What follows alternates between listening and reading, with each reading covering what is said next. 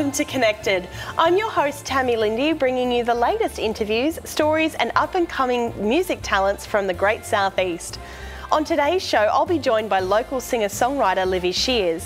Beyondblue acting CEO Brian Grates joins us from Melbourne, and we take a look at Bounce, the latest recreational space in Brisbane, for their grand opening. But first, Letitia Germain, owner of Blessed Skin and Beauty, is here to give us some insight into owning your own business. Welcome to the show, Letitia. Thank you for having me. My pleasure indeed. Now, you've been running Blessed for how long now? Going on 8 months now, so still Fantastic. New. Absolutely. And how have you found running your own business? It's been awesome. Such a different change and a different way of life compared to working for someone, and yeah, just being able to connect with clients in a whole new way. So it's been great. Yeah, absolutely. Now, can you tell me a little bit about, obviously you've had an interest in the health industry and the beauty industry for a long time. Yeah. What sort of prompted you to make the move from working for somebody to owning your own business? Yeah, well, when I left my old job, I didn't actually plan to do that, but things just sort of happened, and I gained my confidence back and decided to take the step, and yeah, it's paid off. So it's been great. It's been awesome. That's fantastic. Now, can you tell me a little bit about the process of what you had to go through to start everything up? Who did you have to contact? All of those types of things? Yep. So we started with the very basics on the Queensland Government website with your business plan. Yep. So a massive 40-page document, which took a long time to complete. Once we moved through that, obviously then was the bank and then the little things like getting all your names and that sort of thing right. Then we moved on to suppliers, got in contact with everyone, and then hit the ground running. Yeah, so, great. It was good. That's fantastic. Now, with your clientele and things like that, how hard is it to sort of get yourself out there with marketing and all of those types of things, getting people to actually know you exist? To be honest, it was quite easy for me. I set up a Facebook page and then it's just become word of mouth. So it's been fantastic. Everyone has been people saying, oh, I knew this person coming in. So I haven't had to actually do too much marketing besides Facebook, Instagram, and then just the local people that I've had around my area. So it's been fantastic in that way. That's been great. And with your products and services that you offer, how did you sort of figure out, how much do you charge? Have you sort of compared yourself to other people in the local area? Yeah, exactly. I just took different salons and what they offer and the areas that they're servicing, and just sort of took an average and went from there what I felt was actually right to be charging for the service rather than the top dollar at the end of the day. Yeah, absolutely. So with your business, so you've left your previous job, didn't have any plans to sort of start your own business.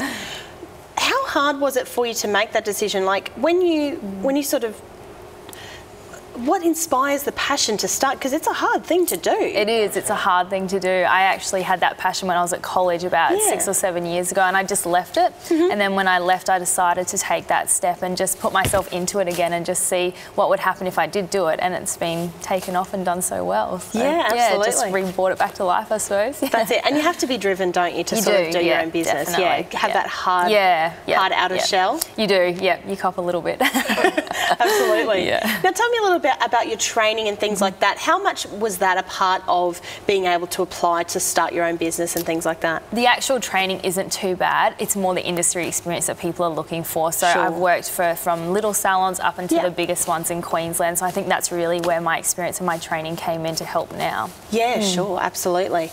And with the 40-page document that you were talking about before, is that something that everybody needs to do, or was it something that was just sort of suggested as a recommendation? Yeah, highly recommended that you do it. Honestly, I would say to anyone to do it, because it just gets you focused, gets you centered about what you actually want to do from this business and have come out of it. Yeah, absolutely. Like realistic goals and expectations, rather than someone thinking, oh, I should totally start, that business for that thing. Exactly right. It helps to sort of ground you in that base, doesn't it? Definitely. Yeah. Absolutely. Well, thank you so much for joining me today, Letitia. Look, I wish you all the best with your business, and I hope that it grows exponentially from here and you're very successful. Thank you so much for having me. My pleasure indeed.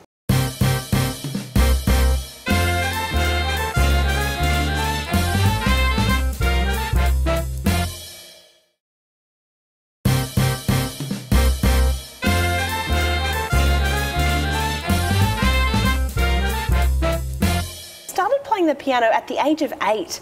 At the age of 12, she taught herself guitar and has already supported such musicians as James Morrison. Welcome to the show, Livi. Hi. Lovely to have you here. Thank you very much for having me. My pleasure. Now tell me, Livi, playing for James Morrison, how did that happen?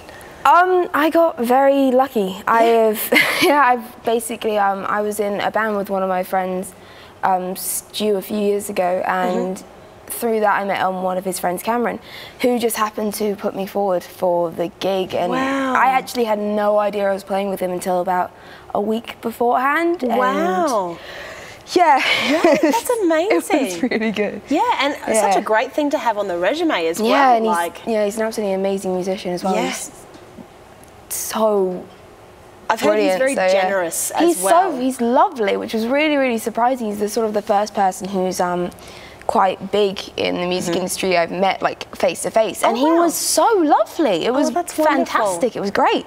It was so good to know, isn't it? Yeah, it's lovely. It's now good. tell me a little about yourself. As I said earlier, you've started playing piano and guitar at fairly young ages.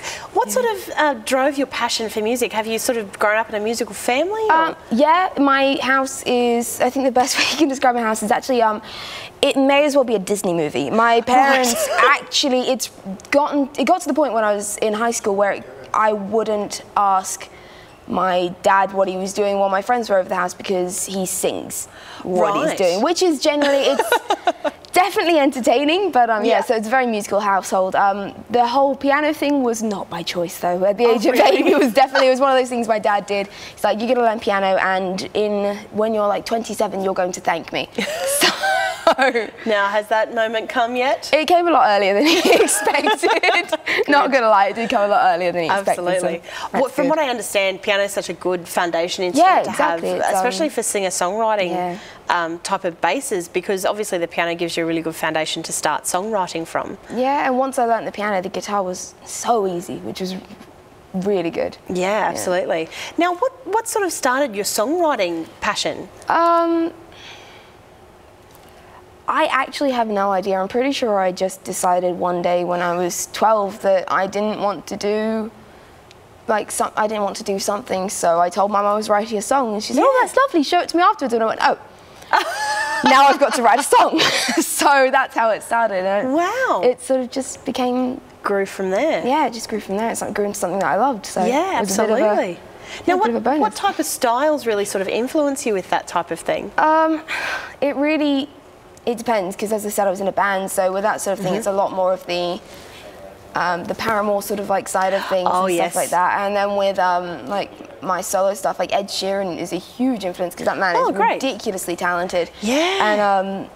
And just a lot of artists like Mumford & Sons, absolutely love them, and it's just the sort of more folky acoustic absolutely. artists. I do love that sound, just that raw sort of passion sound with the guitar and the vocals. It's just it's easier for me as well, because I can only play a number of instruments, so it means that I don't have to worry about finding people to come to play with, stuff like that, and it's a lot easier to just be able to rely on myself. Yeah, absolutely. Which is good, and it does. It makes it so much easier for gigging as well. Yeah, a lot easier. It's so much easier. I would look at people with the whole band set up and how long it takes them to set up drums, and I'm just I just have my guitar and maybe a keyboard and a ukulele, and that's it. So that's it. Makes it a lot easier, a lot quicker as well, which is good. Well, thank you so much for joining me for this interview, and I'm really looking forward to hearing you later in the show when you play your original song, Happy, as I understand it. Yeah. So that'll be a very, very special thing, and I look forward to it. Thanks for being on the show. Thank you very much. My pleasure. Coming up after the break, we chat with Beyondblue acting CEO Brian Grates. Stay connected.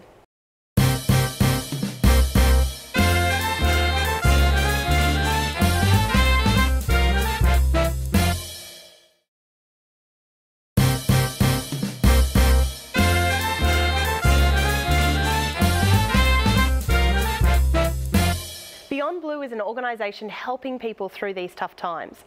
Joining me live via Skype from Beyondblue head office in Melbourne is acting CEO Brian Grates. Welcome to the show, Brian. Hi Tammy, how are you? I'm very well, thanks. Thanks for joining me.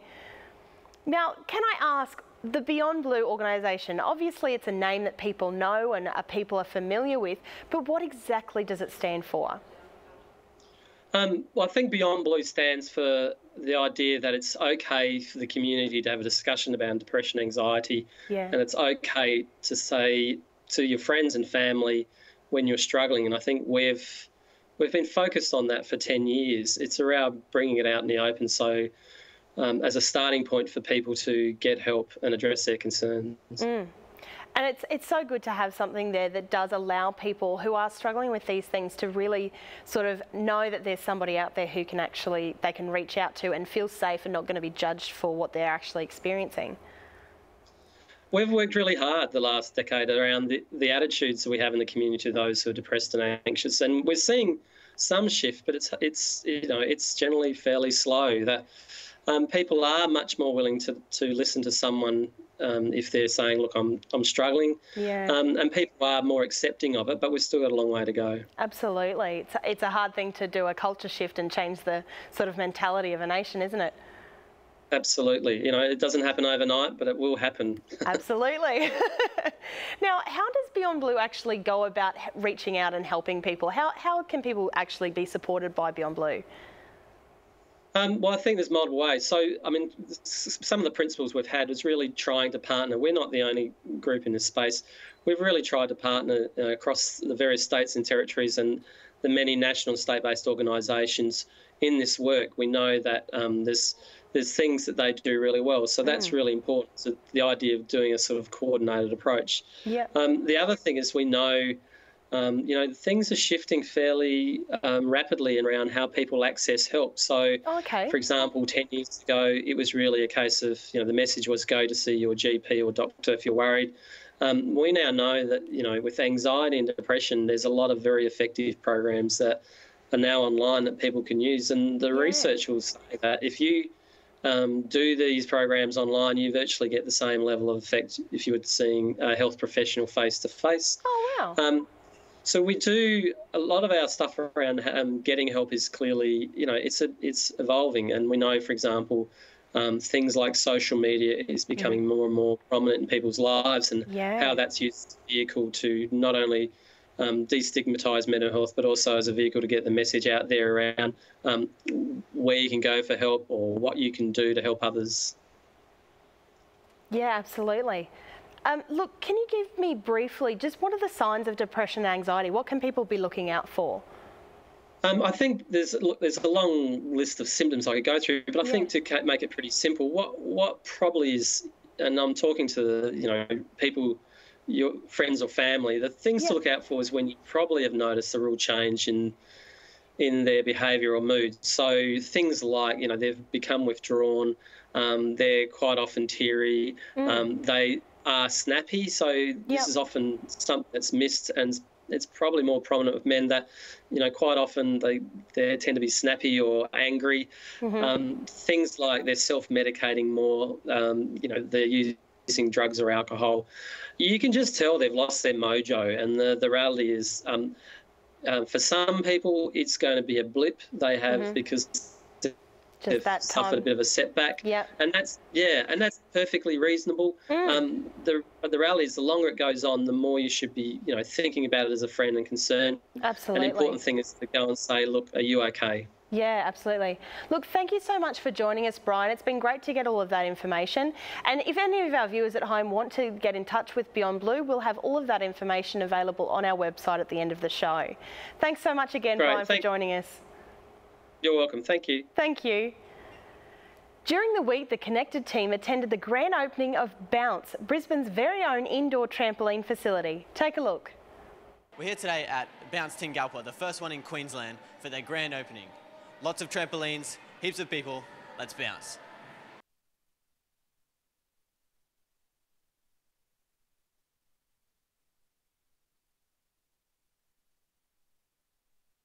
We're down here at Bounce Tingalpa now. Tyron, what are some of the big attractions that people come and use at this place? Some of our most popular attractions we have here are the dodgeball courts, trampoline dodgeball, always good fun. Free jumping arena, just a place to cut loose, get in touch with that inner child inside. We've got an airbag over in the corner with performance tramps and tumble tramps, and my personal favourite would be the performance arena. Performance tramps, one of only 2 super tramps in Australia, and also a wall running activity which involves going from your back 3 metres into the air on top of a wall. I heard the rumours around here that you're pretty good at the wall running, is that true? I'm getting there, man, I'm getting there. Had a bit of practice at it? Yeah, just a bit. Do people need experience to come out and, participate in Bounce? We get all walks of life here at Bounce. Basically, if you've never been on a trampoline before, you are more than welcome to come along.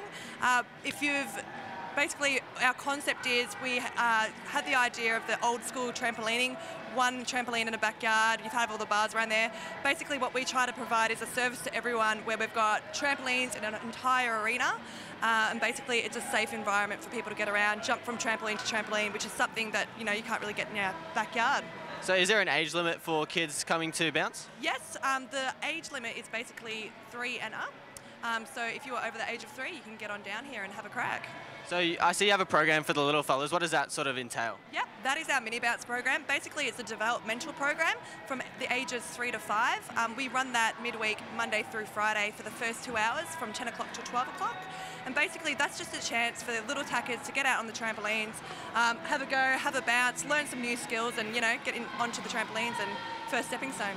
Okay, so where are some other places that bounce in Australia? We've got our original venue in Glen Iris, Melbourne, our second venue in Cannington, Perth, and also another venue in Blackburn, which is also in Melbourne. So obviously the grand opening today was for the public. I heard you had a VIP night on Wednesday and a few other nights before that? Yeah, Wednesday night was great. We had a VIP night, a little bit of local media, had some sports stars come in. Wednesday night we had radio stations in and just a bit of a cut loose congratulations night for all the staff and the friends and family of. All right, so obviously people come out here and cut loose a bit, come out and bounce around. How long have you been working at Bounce? Like I heard you working in Perth before this. How long have you been with Bounce? I've been with Bounce since the opening of the Cannington venue on Australia Day. So it's been about 4 months and 4 days exactly. It's been a ride so far, man. It's been great. All right, so if people want to sort of look you guys up on the internet, where can they find you guys? They can find us on Facebook, facebook.com/BounceInc. We've also got a YouTube channel and an Instagram page.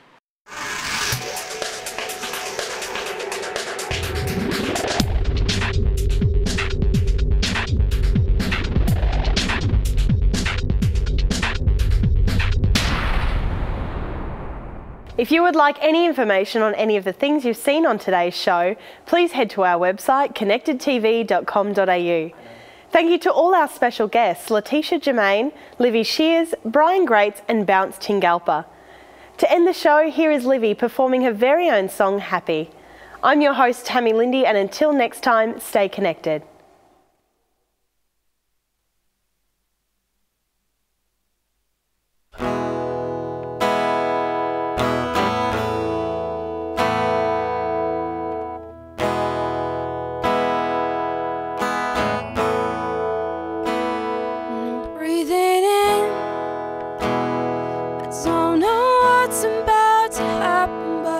You in. Won't you wrap your arms around me, keep me safe and warm from the nights I got to defend. You give me somewhere to run when I can't pretend, and you don't mind that I'm lost in my confusion, that I have no time to be, and you come running every time I fall apart. I was so lucky to have a home in your arms, but I will try to stand by while you're breaking down and making me cry. No one ever wanted to leave your side.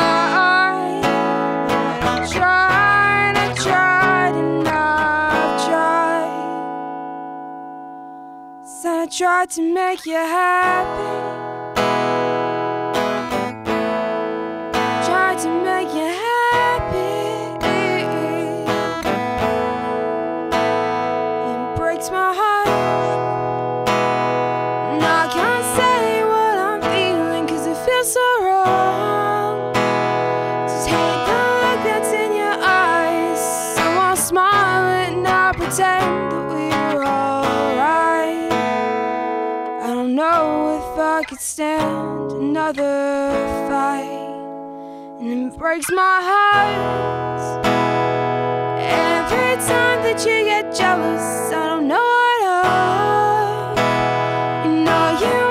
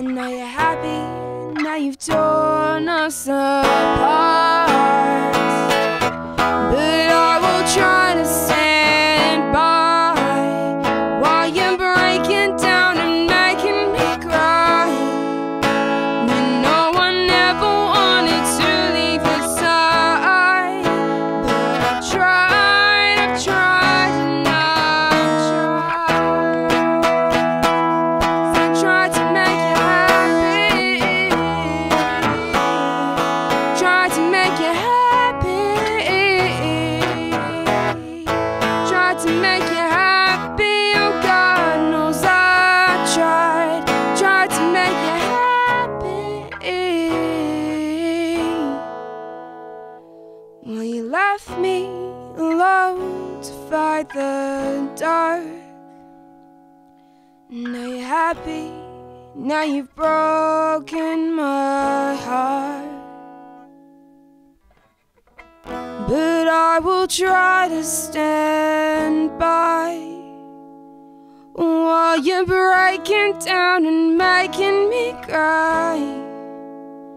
You know I never wanted to leave your side. I've tried and I've tried, and well, I try to stand by while you're breaking down and making me cry. You know I never wanted to leave your side, but I've tried and I've tried. Said I tried to make you happy, tried to make you happy. Said I tried to make you happy, and God knows I tried to make you happy. 'Cause I'm breathing in, I don't know what's about to happen.